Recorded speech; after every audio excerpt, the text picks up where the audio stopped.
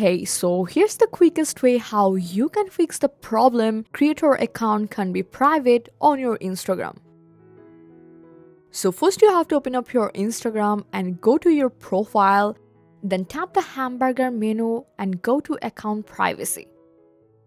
So here we'll notice you can't turn on private account because your profile is set as a professional or creator account.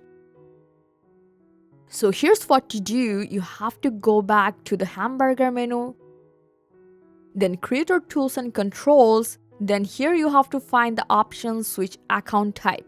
Then you must have to select switch to personal account and confirm the process. After that, force close Instagram and open it again.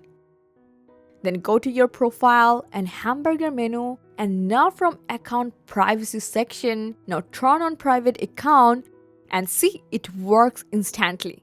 Isn't it real easy? I hope this guide helped you a lot. Make a like and subscribe for more tips and tricks. Thanks for watching.